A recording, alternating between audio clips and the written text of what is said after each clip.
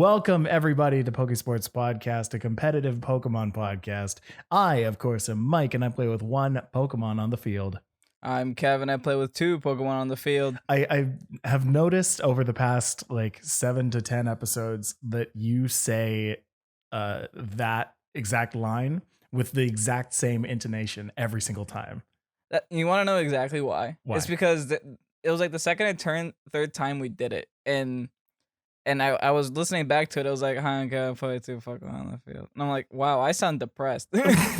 So I specifically try to sound happier every time. Wow. Okay. So I'm very curious. I kind of want to take like a supercut of all the times that you have said, I'm Kevin, I play with two Pokemon on the field, and Well, just play that at the exact same time.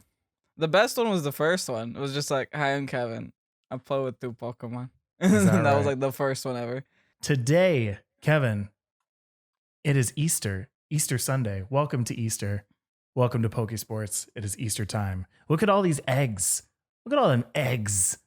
There are a bunch of eggs here today. We're tired of. You're tired of them. I'm tired of eggs. Tell me that No more eggs. You went searching. No. I'm talking about Animal Crossing here. Sorry. Oh, okay, fair enough. For the past week and a half, there's these stupid eggs all over my stupid island. I'm tired of them. And they go away tomorrow. Thank God. I was the one who hid all the eggs today. Made the little one run around and go and check them out, find them. Got them all in one basket, which people tell you not to do. Don't put your eggs in one basket, but we did it today. It's okay. Today's the only day you're allowed to do it. Today's the one day of the year that you're allowed to put all your eggs in one basket? Yes, just today. Wow. If you're listening to this podcast on Wednesday, it's another very special day because it is International Tell a Friend About Pokesports Day. Yep. That's a coincidence. Yeah, I mean, there wasn't like a great Whoa. holiday that we could, bring up. So you know what? We're turning Wednesday into that day. We're making a holiday. Yeah, here on April 15th is from now on Tell a Friend About Pokesports Day. Long after we have stopped this podcast through lack of funds and the Pokemon company shutting us down.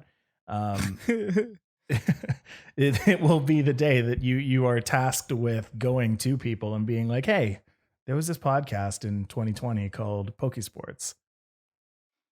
It'll be funny because when Pokemon inevitably comes at us and we're like, hey, we're deciding to change the video game championship series to Pokesports. Let's buy these people. They can't cost too much. Well, okay, so still, this is in honor of the day that Pokesports was bought, and since then, the Pokemon company has sold us, has like fired us, replaced us with two competent casters / personalities. I'm Wolf, and I play with two Pokemon on the field. I'm Aaron. I play with also two Pokemon. Kevin, how's your weekend? It was good. I'm actually off today. I was off today because my job decided to close for Easter. That's fine. They use the excuse saying they want their employees to have a day off to spend with their families, but in all reality, we know they just didn't feel like paying all of us time and a half in this doo-doo time. Fair enough. I mean, that's also like, I don't know, a weekend, right? The way that they explain that. They want people to go and spend time with their families. Yeah, that's like every Saturday, Sunday for a lot of jobs. Anyway, so today, I should tell you about my weekend. My weekend was good. I spent a little bit of it working on the international challenge. So I was pretty excited about that. I'm officially over my team, and I'm going to talk a little bit about it later, but it was fun to get into, and now I'm like, okay, all right, it's time to move on. You want that clean slate, right? I want that clean slate. Yeah. I feel that sometimes. Streamed a little bit of it, which was really nice. Did that one on Friday. So that's good. I didn't get to watch that, so you have to tell me what happened later on. Yeah, absolutely. And I think with that, let's get into it. So first of all, we have got some news for the people today.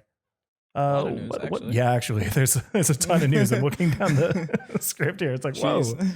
Dang. Let's first talk about Game Freak for a little bit, okay? Game Freak is apparently banning accounts. Yes. Tell me about that. So Sarah B. Joe announced on a tweet earlier this week that Game Freak is going to start banning accounts that are found to be performing a glitch on Battle Stadium, where you can essentially disconnect the match at a certain point. I actually don't know what that point is because, that's kind of scummy. Just don't do it. Yeah. So they're going to be banning people that perform that glitch. And what that glitch essentially does is that you turn off the game at the exact right time so that the result will never be sent to the server, which means the person that DC'd won't be penalized for losing the game, but the person that remained in the game will still be penalized because they will still have a game played. Okay. Which is dumb. Huh. Yeah. It's scummy. Don't do it. You'll get banned for it. I mean, like, I don't think that I've ever had that happen to me. I've had it recently happen like this month. Really? I'm like, oh, they disconnected. Oh, they disconnected. Yeah, when I was it happened in a couple of my battles too. I just didn't think anything of it. I'm like, oh, they rage quit. I didn't know it actually just doesn't give me a rating for it. That's a little stupid. Okay. How did that work in the international challenge, you think? I didn't have that problem at all in an international challenge. Actually, if people were going to end early, they just quit because I guess that's the right thing to do. Right. But most people I played just like actually, I was surprised. There were some like clean sweeps. I was just destroying somebody and they still played that game through. I'm like, you know what? Respect. You're giving me quality content. No, you know what? That's respectable. Yeah, there's nothing worse than like when you have a good game. It's clearly just gonna be a forfeit, but you still want to watch all the animations go through. It feels better. Yeah, you like seeing the end of a battle where that last like max rockfall takes out a Pokemon. Oh, I love Rhyperior. That's the thing. I hated Rhyperior. I love Rhyperior now. Really? Mm-hmm. What, I love using it. What changed your mind just from using it? Using it, yeah. It's funny. We were talking about this in the Discord. Do you have any kind of Pokemon where it's like this? Where for me, Ferrothorn is one of those Pokemon where, like, whenever you're facing it, you always feel like, wow, this Pokemon is like so insanely good. And then you use it and you're like, okay, I can't, it's just not, I don't know how to do it. It just loses. And like you feel weak when you use it. Yes, Togekiss is another one of those. That's one of mine. I don't know. I understand why it's good. It has 3 different sets, all of which are very good and all of which have different E-spreads and all of which are very different in the way they perform. So if you're going against it, you have to try to compensate for those 3 differences. Right. But it's kind of underwhelming in the end, to be honest, because most of Togekiss's sets are all luck based, right? Yeah. They're all of them. Like one is based on crit, one is based on flinching. Yeah, so it's like at the end of the day, I'm just an unlucky player. I need guarantees. I can't rely on 50% crits. For me in singles, that was Clefable, Unaware Clefable all the way. It was all about using the cosmic powers into the. Well, I was just using Moonblast, but you can also use stored power after that. Cosmic power, stored power on Clefable is just beautiful because it's got its own healing as well. Oh, and Unaware too. Yeah, and Unaware. Exactly. Disgusting. Next up, we've got a Max Raid event, everybody. There's going to be more baby Pokemon appearing with what's that? Breeding focused and EV boosting items. Yeah. Ooh, that's nice. So like Destiny Knots and stuff. Event runs until April 15th. So I guess, wait a second. That's Wednesday, isn't it? Yeah, it is.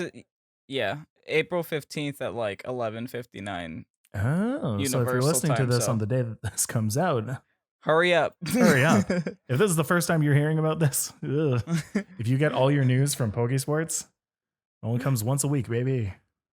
Sorry. You have a chance of high IV Dittos, which, by the way, if you're looking to breed, now is the time, folks. Gmax Charizard, Gmax Duraludon, and much, much more. I'm seeing even in this tweet that the Pokemon Company gave out. You've got your your D-Max Riolus and Pichus and Togepis. So get yourself a nice little Togepi. Get yourself a broken Togekiss and a Munchlax. So that's fun. Yay. I don't do max raid events. I don't know why. Not anymore. I used to a lot. Yeah. At the beginning, and now it's like, well, I have all the Pokemon I need. Now it's just breeding. Well, now you got to clean your team. Now apparently I need to go and breed a shiny Noctowl. Please stop, Mike. So I will find a way to replace you. I know you do. I'm Wolf and I play with 2 Pokemon on the field. You do the majority of the podcast work, but okay, guys, I'm looking taking for new applications. hosts to carry all. If you're in the Discord, duties. you could send me applications to be my new. Listen, is this an appropriate place, or is this something you want to talk about later? Your Noctowl shenaniganery. I just don't like it. I lost to it. The only person in the Discord that can apply for we talked Mike's about this last week too. Go ahead. Yeah, a little bit. The only person in the Discord that can't apply for Mike's replacement is Captain Unova, because I think he actually made a Noctowl theme already. He did. And I'm already very disappointed. Well, okay, listen. Not only did he make a Noctowl team, he made a Noctowl paired with a Hoot, an EVLite Hoot. Oh yeah, I think he was actually saying the EVLite Hoot is better than the Noctowl. Yeah, he did. That made me a little happier. It was so funny. This whole week was dedicated to just shouting out your hatred to Noctowl. Oh my god. If I ever do a shiny hunting stream, I will do it one time, and it will be for that. To get a Noctowl? To get a shiny Hoot that I will then breed competitively. And if I do that, let me just make myself very clear. If I ever do a shiny hunting stream, which is just not something that I typically do, it will be to breed a competitive Pokemon, which I will then make competitive on stream. I am just putting that out in the world. You got 400 other Pokemon to choose from. You need that one, Mike? I don't have it yet. Do you? No, I don't. Because every time I look at it, I turn around. I've already made it a thing where like it's a complete meme in the Discord chat that if I see a Noctowl on a team preview, I will literally join that game and run first turn. I don't care what scenario I'm in that's happening. I can't see it. Oh, well, it'll happen one day. Of course it will. Of course it will. Hey, you know what? We got some new information on Zarude. I swear, if he doesn't get Sandstorm, I'm uninstalling Game Freak. I will say though, it gets something that's almost better because it creates a new meme of itself. Zarude is going to get a brand new grass move, new to Pokemon, called Jungle Heal at level 90. So when you get that feeling, you need Jungle Healing. Oh my god. It heals the HP of the user and the ally, and also removes all status conditions from itself and that ally. So, I mean, it's good. It won't see play because it's, mythic. Yeah, that's what's weird. It's like they made this move very focused on doubles. Yeah. And it's like VGC has never allowed mythics unless this is the first time they're like, whatever, let them in. Maybe. Right. But I know that is kind of weird. I mean, another thing that's also weird is the fact that they gave him a move that does pretty much what his ability does. Yeah, I guess so. Yeah, that's true. It's like, remove status conditions. Oh wait, I already removed it. What silly me. Yeah, but now you can remove it from your friend. You mean in that metagame it's not allowed in? You know what?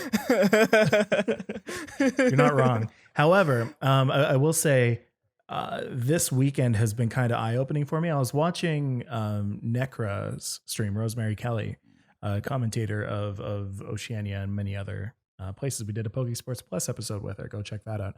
I was watching her stream over the weekend. She was doing the International Challenge like a lot of other people were. But she was running an Arcanine. I believe she made that team with Azazel the God, Justin. But she was running an Arcanine that was using Safeguard. And she was using it often. And it was good. Well, yeah, Venusaur now, right? Yeah. Well, yeah, it was specifically to counter against all of these sleep powder and hypnosis users. It very specifically made sure that a yawn didn't go off. It very specifically made that a Milotic's hypnosis didn't go off. Literally saw it happen. You'll love to see it. I think she did very well in that tournament too. She got like top 20s, top 30s, top 20s. So yeah, clearly it worked. Hey. Respect. Incineroar doesn't get safeguard. What's that? Incineroar doesn't get safeguard. Doesn't get safeguard? Nope. So use Arcanine. Oh, Incineroar. Yeah. Sorry, I thought you were saying Arcanine doesn't. I was like, wait a second. Mike's like, I saw it. I was there. Was it yacked? No. Cool. I think as of right now, I haven't seen a tweet in a while, but I know like 3-4 hours ago, Wolf was actually sitting at number 1 on the International Challenge. Something that I want to mention about like his win losses is that he would go on win streaks and then stop. Like most of his days were like 10-0s, 5-0s. I think day 2 was 10-0, day 3 was 5-0. I think the first day he had like 2 rusty matches or something. But he went like 13-2 or something. Yeah, so that's just the I guess the good thing about just win streaks in general is like he went on a 15 win streak and he's like, okay, I'm done. And then he's just sitting high up there on the ladder. Yeah, exactly. And I mean, at the time that it was tweeted out, still had a couple more hours for people to pass him. But at that point, if I were him too, I would just be like, yeah, no, I'm good. I'm sitting at 1 right now. He was like 1898. Like that's so close to 1900. So yeah, he's probably fine up there. Yeah. Let's actually talk about that. Wait a second. Wait a second. Do we have an Easter egg here on the podcast? What is this on Easter screen? I thought we were about to talk about the International Challenge, and then I scrolled down, and there are these 2 shirts. There are these 2 shirts right here on the podcast. Kevin, what are these? Hi, I'm Kevin. I play with 2 Pokemon. Hi, Kevin. Field. Who are you? Oh, I'm Mike, and I play with 1 Pokemon on the field. Those are the shirts. Cool. They're really cool. Go check them out. teespring.com/store/Pokesports. Yeah. If you're watching the video version of this podcast, you'll see 2 very nice and comfy shirts, one of which that I'm wearing right now, but with a different pattern on it. That says 1, I play with 1 on the field, and a second one that says I play with 2 on the field. You Matching can show shirts. your passion, rep your format with one of these hoodies or t-shirts or hopefully soon mugs. I don't know. I have this obsession with mugs. I just want things on mugs. We'll put everything on a mug, Mike, just for you. Yeah. If anybody was paying attention in the Discord today, somebody actually gave a great suggestion for a piece of merch that I definitely think I want to use. So keep an eye out for that next month. Use code Stay Home for an additional 10% off. Hey, look at that. Stay home, please. Cool. All right. Let's get into the International Challenge. The International Challenge. So like we said, streaks went really well. People got first, people got second. Kevin, where did you get? Got third. I ended, I think, top 500. Hey. I went 29 and what was it? 16? 29, I think 16, my second day was my best day. I ended number 37. So that was pretty dang good. And then I kind of choked the next day. I felt very average during this one. Kind of. I streamed the first day and streamed all 15 battles actually. Ended up going 9 and 6. Positive. Yeah, exactly. Right. So I went positive and that felt good. But I was like, oh man, like I feel like this is where I am at with VGC right now, where I'm not the like super high end pro that I kind of want to be in this game. But like, yeah, I'm about a 9 and 6 player, I think. And that was basically the same for the next 2 days too. It was like either 8 and 7 or 9 and 6. I think Sunday I went 10 and 5, so that was nice. Oh, that's pretty good. What was your what kind of Pokemon did you go against? What kind of Pokemon did I see? A lot of Tyrannitars. I actually liked going up against Tyrannitars. Wait, really? Yeah. That's shocking. Yeah. And a lot of it has to do with my team. I'll show off my team after the break, but essentially to give a little preview, it's about changing the weather really fast. So whenever Tyranitar comes out, I'm like, okay, let's set up a rain dance and forget about that sand. So losing the sand helps me take down, the Excadrills and whatnot, but it's nice. How was your experience? I went up against a lot of Dusclops. I went up against a lot of Dragapult, which I was shocked to see kind of have a resurgence. Mm-hmm. Mimikyu was a new one. A lot of teams are rocking a Mimikyu, and then you have the standard like Togekiss, Tyranitar, Excadrill. That was everywhere also, but Dragapult was super interesting. I think I kind of know why Dragapult is kind of seeing a resurgence. Mm-hmm. I had a lot of problems with Dragapult personally because my team ran a Dusclops, and Dusclops was my soul setter, and Dusclops is really good at living things, and Dragapult with Life Orb and DMAX can knock out most Dusclops sets right now. That's kind of what people were going for. Yeah, that really easy one shot. If it's a physical Dragapult, because you have to remember Dusclops is especially defensive. So if it's a physical Dragapult, it can easily just burn through your Dusclops. There are a lot of special attackers in this meta right now. So I can imagine that a Dusclops coming in, like being specially defensive on top of all the other good things that it can do. Like that's just one of the top reasons I think that it works so well right now. Yeah, there was very few things that can one-shot me. I essentially after losing to it like a good 3 or 4 times, I every time I saw a Dragapult, I just didn't even bring my Trick Room at all. I just went hard Sun at that point because my team is half Trick Room, half Sun team. But yeah, another one that I found that can burn through a Dusclops really well, surprisingly, is a Life Orb G-Max Charizard using Blast Burn on the Max Wildfire in the sun. Oh. With solar power, that can burn through it. But you see how many stats you need in order to KO. Like how many things you're adding to the damage calc there. Yeah. Whoa. And it needs to be a blast burn too to be 100%. I think a regular Fire Blast would have. I think an overheat makes it 60%, and a heat wave is still 25% of a chance. Yeah, like Dusclops is dumb. And you don't like your uncertainties. No. I mean, what's even crazier is that my EV spread can technically repair those. So it's not even definitive. That's how dumb Dusclops is. Just the Dusclops I was bringing was dying to those. But I can alter my EVs to take both of those if I wanted to. I see. Which I did after the international challenge. Like, okay, well, I know I gotta fix these two things. Yeah. Okay. Well, I think with that, let's take a little break. When we come back, let's go into each of our teams, see how we did and what we learned from this. So we'll see you in just a second.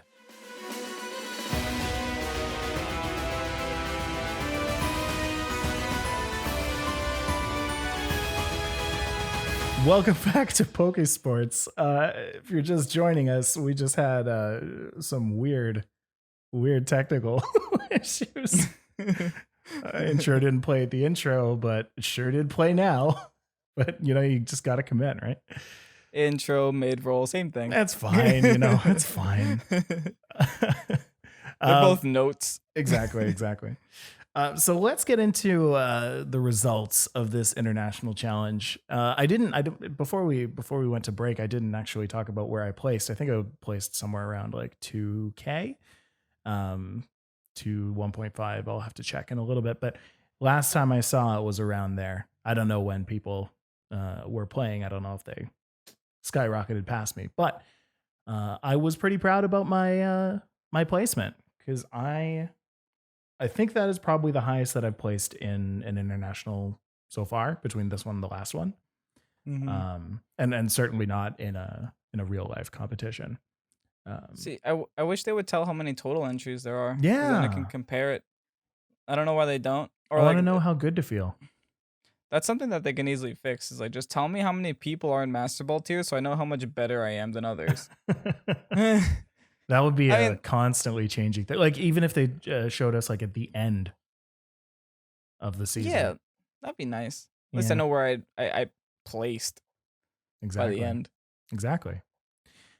So I think with that, I'll get into my team there. And for those of you who are watching on YouTube or watching on Twitch, you'll be able to see my team that I used up on the screen right now, which consisted of a Togekiss, the one that everybody hates, Drifblim, Indeedee, Incineroar, Darmanitan, and Lapras, Gmax Lapras. The idea for this team was to use a Drifblim and Indeedee lead, specifically because of the Psychic Seed and Unburden on Drifblim, making it one of the like fastest Pokemon in the game first turn. Indeedee with the Psychic Surge, getting to pop the Psychic Seed. One thing I actually had trouble with early on and needed to kind of remind myself was that if you're going to bring Drifblim and you're not going to bring Indeedee, you're not going to get that Unburden boost. Yeah. Yeah. Sadly. But the nice thing about my Drifblim was that it's super fast at setting up a Tailwind or a Strength Sap and is not affected by things like Prankster. Or rather is not the downfall of having like a Prankster Strength Sap is that you can't use it on certain Pokemon. But for Drifblim, you can just go ahead and Strength Sap whatever you want. As well as the Rain Dance on Drifblim, getting that fast rain to get rid of a Tyranitar's Sand. It, I believe, outsped a Sand Rush Excadrill at one point during my games. It should, especially after a Tailwind. Yeah. Without it, it was a little tough, and I think at one point there was an Excadrill that did outspeed, but really it doesn't matter too much as long as I get to protect with Indeedee. Now I was gonna ask you, like, because you said that you actually did very well against Tyranitar. At first that was super surprising because 5 of the 6 Pokemon on your team are weak to rocks. Right? But yeah, that's why I was confused. But then now I'm looking at it, you have so many ways of dealing with Tyranitar and Excadrill. It's just Strength Sap in general is just like so good against both those Pokemon. Exactly. And you have Intimidate with Incineroar on top of both of that. So like you have plenty of ways of dealing with those. Typically against the X-Guitar teams, I would bring like Drifblim, Indeedee, Incineroar, and Lapras. And I would just shut them down. Because the Incineroar would come out and intimidate both of those, and then the Lapras would come out and like if I had the rain up from the Drifblim, then getting a Max Geyser off with Gmax Lapras, or getting a Freeze Dry off with if I got a Gmax Resonance off with regular Lapras, like they're not doing damage. I mean, if anything, you're baiting them in, right? You're just like, hey guys, I'm weak to rocks. Lead with Tyranitar Excadrill, please. Yeah. Okay, not bad. Yeah, I feel like I encountered a lot of those in this tournament. A lot of like you said, Dragapult. Not a ton of Togekisses this time around, at least for me. I'm sure a lot of people face them because they're everywhere. But for Dragapults, just easy ice choices. Ice choices, easy Shadow Balls. Able to get that super fast Shadow Ball off on a Dragapult is really nice too. Although what I did find a couple times, I just said that you don't see a lot of Togekisses, but the 1 or 2 times that I did, there was a lot of max airstreams going on, making crit kisses, making the Dragapults faster than my Drifblims. And at that point, when those things happened, then I was a little bit of a sad boy. So what were Pokemon that you struggled against, or what do you think your team needs improvement on? You know what? I need to review some of my stream that I did to really know the answer to that. But I think that I struggled a little bit actually against Chandelure. I remember losing against a Chandelure once. Getting my Gmax Lapras shut down actually is really unfortunate. So things like Parting Shot on that, or things like Parting Shot. Whimsicott was really nasty. I feel that. Yeah, it's not a fun time. Fake tears on the Lapras, and then just getting destroyed was not a fun time. I am actually not running a weakness policy on my Lapras. because I wanted those extra turns of Aurora Veil. Because what I saw a lot of people do is they just stall out the turns of Aurora Veil. And that did come into play a couple times where I was able to actually survive a little bit longer because of those 2 extra turns. But the game goes faster than I thought it would. So 7 turns might not really be. That might be a little overkill. You said you were gonna clean, wipe, and start a new team, right? Yes. Any Pokemon that you have in mind? I love Raichu. I want to try out Raichu. It's a glass cannon. I love it. Ooh. Do you want a rain team, Mike? Well, if you want a Raichu, you want a Gyarados. Yeah, right. That sounds about right. There it is. Not bad. Okay, so Raichu and Gyarados. That's my starting. Well, that's what I'm starting Mike's with. Team right now. It's gonna happen this week. Okay, we did that once. We did that once. Maybe we should do that again. Let's get into your team. Tell me about that. Now, my team kind of has 2 different modes to it. Okay. Half of it, it's actually really well divided here on the screenshot. Half of it is Sun, and then the other half is Trick Room. So for my Sun side, I would have Charizard, Venusaur, Persian, Torkoal, and then for my Trick Room side, I would have Dusclops, Torkoal, Rhyperior. Right. Torkoal kind of serves as that one Pokemon I brought to literally every battle because there's really no reason not to use it. If I'm using it on the Sun side, then I'm using it for Drought. If I'm using it on the Trick Room side, I'm using it to sweep. But I think MVP for this team in general is definitely going to be Dusclops or Rhyperior. I brought them to the most matches. Charizard, underwhelming. Very underwhelming. Really? I'm surprised. I don't know. Maybe it's because I decided to go Chardy Berry because Aaron Trailer did it, but I was really missing Life Orb because I would get a lot of damage off, but it wouldn't be Oko damage. So just like, okay. you could like very easily make that switch on this team. But my battle box is locked. Yeah, that's fair. And I think if anything, I would change Heat Wave for Blast Burn just because I learned it can Oko Dusclops with Life Orb, so maybe that'll be like a change that I make later on. I'm not quite ready to hard delete this team. I probably want to play around with it a little bit more. Well, you love that Persian more than anything. Dude, that thing is so good. Because you see these Milotics everywhere, you see these Passimians everywhere to counter this Incineroar and to counter the parting shots. Well, guess what? I have a Persian. I don't care. I don't need Incineroar. Yeah. And I also went Persian because I already have a lot of ground weaknesses on this team. So that's fair. Competitive and Defiant Pokemon are nuts in this meta. Oh yeah, they're very nuts. If you're looking for if you are like me and looking to kind of nuke your team after this international challenge because of all the Milotics that you faced and all of the Passimians that you saw, yeah, really keep that in mind. Maybe don't think too hard about the intimidates. Maybe think about bringing a competitive or a Defiant Pokemon on your own. One that not a lot of people think about and that you might want to think about would be Braviary. Braviary gets Defiant, and is Bisharp really too. good against that. Yeah, Bisharp. You know what's really good against Dragapult? Bisharp. That's it. That's true. Dragapult can't touch Bisharp unless it's special, which most of them are not right now because they're going physical for the Dusclopses. Stark Maximum's very upset in the chat for you not bringing a Blastoise, completely breaking up the starter squad. Blastoise on my Sun team. Yep. So what did you face that you didn't like facing? Well, I want to start off by saying, thankfully there were no Noctowls. Good. So that's pretty good. I played 45 games on a single Noctowl. Strange.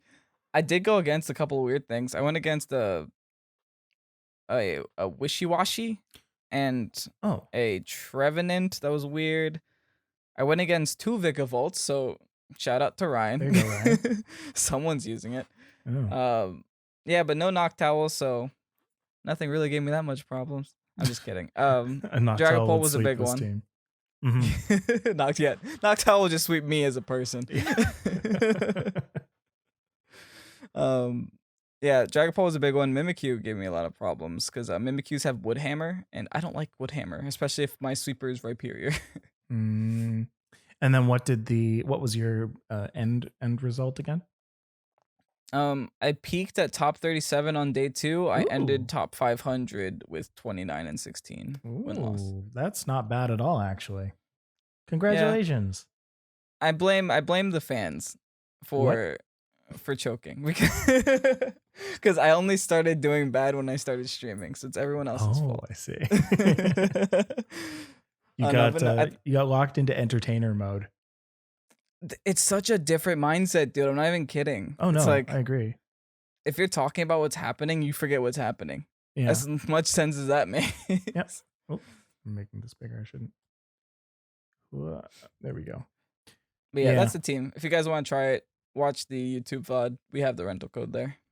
Mm-hmm. It's a fun time. All right. I want to. Oh, look at that. I want to get right into our spotlight for today. I want to talk to you about this little Pikachu wannabe named Mimikyu. Look at that. Mimikyu will typically run life orbs with the ability Disguise, single life orb even. EVs are usually 252 attack, 4 special defense, and 252 speed with a jolly nature. Moves that'll usually run are a Wood Hammer, Phantom Force, Swords Dance, and Play Rough, with the potential replacement moves of a Trick Room, Shadow Sneak, Taunt, and Shadow Claw. Kevin, you went up against a couple Mimikyus. Like 20. Really? Yeah. That it's popular such these days, eh? It's such a reliable Pokemon. It's like the safest Swords Dance in the game, because you could just take one hit, set up a Swords Dance, Dynamax, and then probably sweep at that point. Mm-hmm. My biggest problem with Mimikyu was that after setting up the Swords Dance, a simple Wood Hammer a Dynamax Max Overgrowth Wood Hammer from a Mimikyu at +2 can destroy my Rhyperior. Oh. And yeah, that was my biggest problem against it. And it's just a good typing, like Ghost Fairy. It's so good. Mm-hmm. It's like defensively, it's a good Pokemon. Disguise is really good. The only thing I would say, does Stalwart go through that? I have it in my head somewhere that Stalwart goes through Disguise. No. I think you're thinking of Mold Breaker. I am thinking of Mold Breaker. So do watch out for those Excadrills. Do watch out for Bug Buzz, I believe, goes through as well. Sound moves. Yeah. Well, I'll watch out for that. Anyway, the other thing I wanted to say about that is if you are planning on using a Mimikyu in singles, this set does work very well. You can use Play Rough, Swords Dance, maybe not the Phantom Force, maybe switch that out for a Shadow Claw. Might want to toss in a Shadow Sneak as well. Big priority on getting that Swords Dance up, but the Disguise ability really gets you the chance to do that. So it gets to be a really good sweeper that if your opponent isn't ready for it, it's just going to take out more or less the entire team. And if it's not a offensive presence, it could be a very, very annoying defensive presence with things like Trick Room. Since you're able to take one hit anyway, you're able to get that Trick Room up. And then on top of that, if you're trying to stop Trick Room, I've had a couple of Mimikyus go for Taunt on my Dusclops. I can't really do anything about it because normally I would lead Dusclops low in Persian and fake out whatever has Taunt. I can't fake out Mimikyu. So I would have to predict that, swap out, and then like stall my Trick Room out for a couple of turns. It's annoying because there's so many options. Okay. And that is the Pokemon Pokesports Spotlight. Switch those first two. Mimikyu. That will be given out at the end of the month. But until then, consider using it on your teams because it's really, really good. Let's bring back an old favorite, the QR Corner. Kevin, you want to give us the QR Corner theme song? QR. Corner. There it is. Amazing. Thank you for that. Thank you. You're I don't lose my theme songs, Mike. Hey, dude. You lose your theme songs, Trust but me. I don't lose mine. It's fine. This is fine. Hey. QR Corner, of course, is where you can scan the QR code on the right to email pokesportspodcast@gmail.com with any questions that you might have. And the QR code on the left is where you can scan to review this podcast on Apple Podcasts. Much like this person. Oh, look at that. It's Captain Univa on Apple Podcasts. Oh, I love that guy. It says, I stumbled upon this. He's the captain. I stumbled upon this podcast, and what a great little find.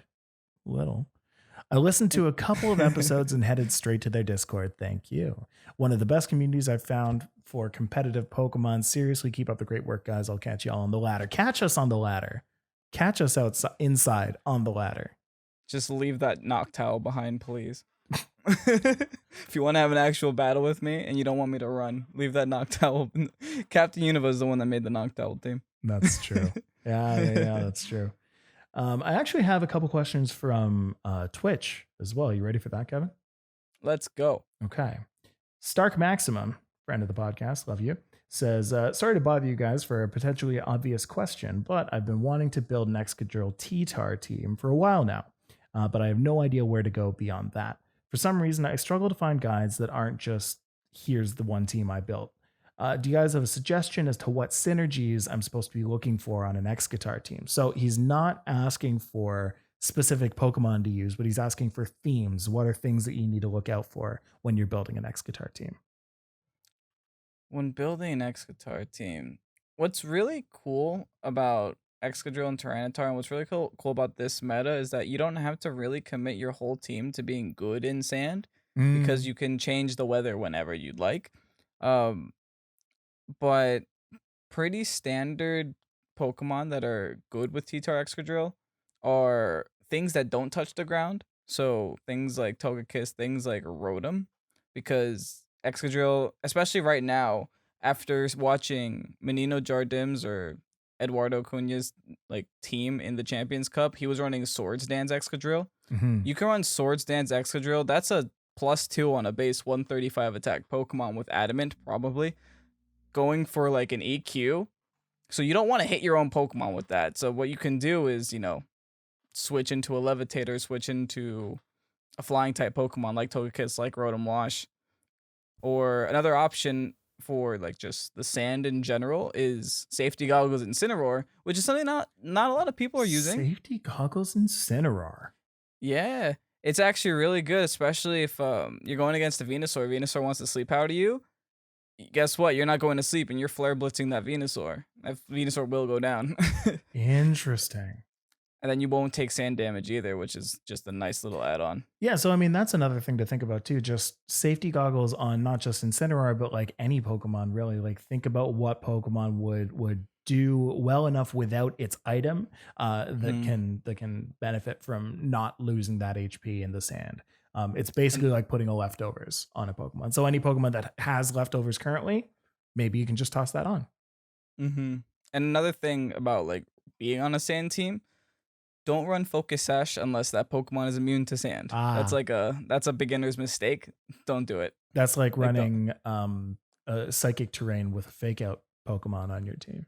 Yeah, it's just kind of like, I hit that problem a couple times with Incineroar. Whoops. But there were some times where I didn't actually use Psychic Terrain, so that's when it was good. Or when games lasted very long because of the G-Max Resonance. That's me backpedaling to make sure that people don't think that I'm incompetent.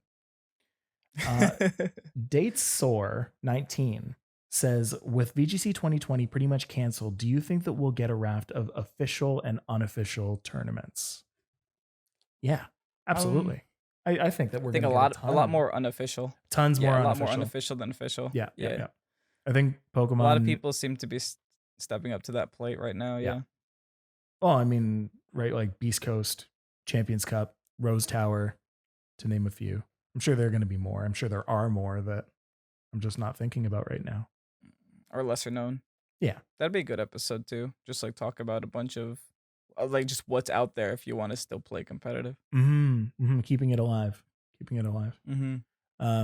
of, actually, good question. Speaking of, that's a pretty good segue into the last thing that we're going to talk about today. There was a little bit of controversy this week. Not so much controversy, but people kind of voicing their opinions on Dynamax in general. We had the chance to speak with Eduardo, like Kevin mentioned earlier, Eduardo Cunha, Menino Jardim, earlier this week, and kind of got his opinions on that. He's actually going to be on a Pokesports Plus that comes out tomorrow if you're here live on Twitch or has come out this past Monday.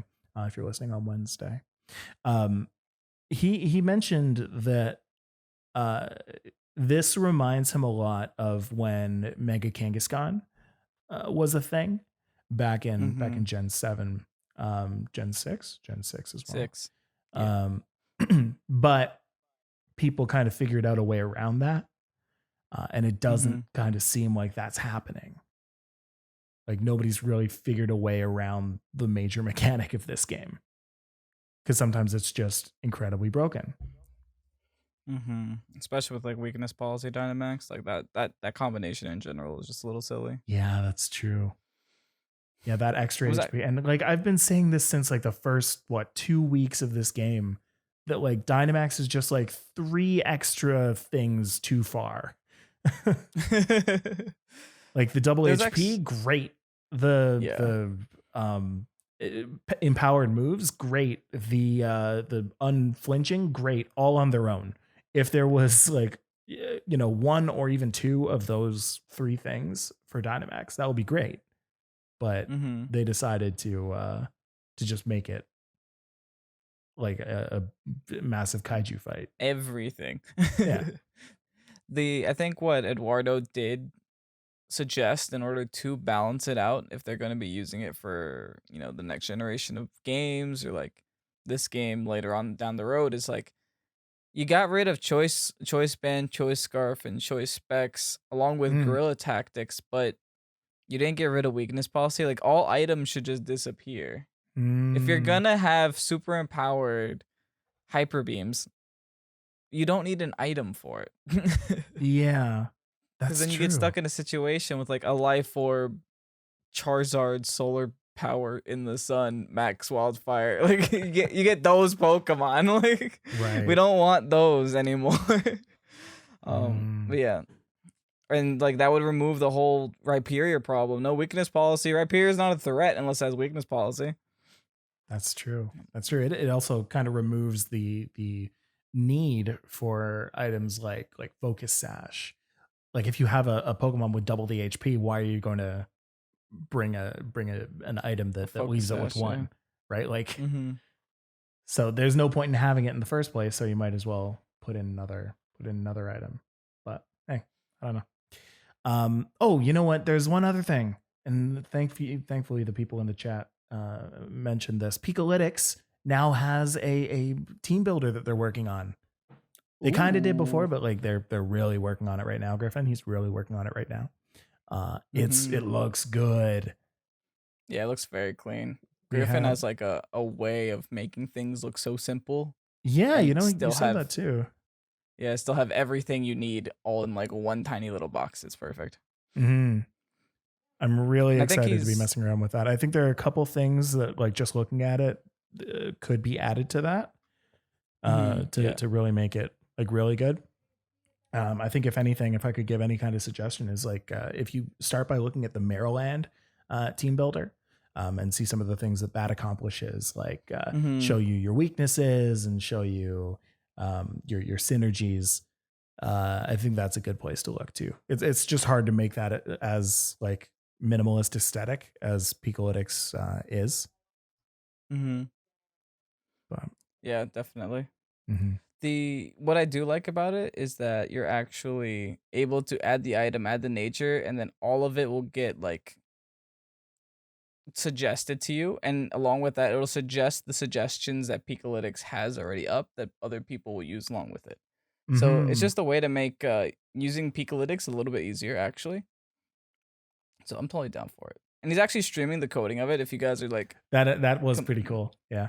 If you guys are like computer guys, pretty interesting. Actually seeing a website get made and like, oh, this looks so much different than the final product. That's awesome. Check that out. All right, Kevin, we have put another one in the books. How do you feel? I feel pretty darn good, Mike. Time to go eat eggs or whatever else you do on Easter. Do we eat eggs? Do we eat eggs? Did you eat your eggs? I think you're like specifically not supposed to eat them, right? You're supposed to find them. So then what? We throw them? What did you do with your eggs, Mike? I threw them in the trash. I hate them. Mike put him in the same place he put his team. I'm a monster. What have I done? What Pokemon lays eggs? Chansey. Noctowls. Fair. Any bird. You can Pokemon. eat as many Noctowls as you'd like, Mike. I will not call any type of animal importance. Apparently, all Pokemon makes eggs, by the way. Like that's a good point. From what's A to Z. So from Bulbasaur to what is the most to Eternatus. All lay eggs except not Eternatus and any of the mythics and any of the legendaries. Anyway, I want to give a big thanks to a couple of people on Patreon. I want to give some very, very special thanks to the people who are in our upper tiers, like Joseph. Yeah, Joseph, Joe the Exotic, Ryan, Rhino23, Scott, Venusaur Collector, Sheldon, Captain Unova, aka the Captain. Captain Crunch. All right. If you want to check out the Patreon and see all of the different stuff that we have there, including our Pokesports post game, where we talk about all kinds of different stuff that may or may not be Pokemon related, you can check that out at patreon.com/Pokesports podcast. If we reach 20 patrons, which we are ever so close to doing, we're actually going to start looking into tournaments ourselves. We're going to start putting together tournaments and having people participate in those. Really excited for that. And streaming it. And of course, obviously. I've actually never commentated someone else's game. Really? So super excited. I'm not at a professional level, right? I used to do like battle reviews in my old channel where people will send me their battle replays. I commentate over those. But like, if we're doing a tournament, I want to do it right. It's gonna be like some legit commentary in like the best Pokesports fashion. I like that. You can always follow Pokesports on Spotify at, just look up Pokesports. Rate, review, subscribe on Apple Podcasts, and we might read out your review on a QR corner in the future. You can find us on YouTube at Pokesports. Subscribe to us there. You can actually see full 15 battle experiences of Kevin and Mai's time during the International Challenge there. See how we did. See what we look like. Exactly. Where you can also see video versions of this. So the thing that you're listening to on Spotify, you can see the faces that actually made those sounds. See what the shirts look like. Exactly. Kevin, where can people find you? Instagram and Twitter, X-Rays Ovation. You can find me on Instagram and Twitter at StillJustMike.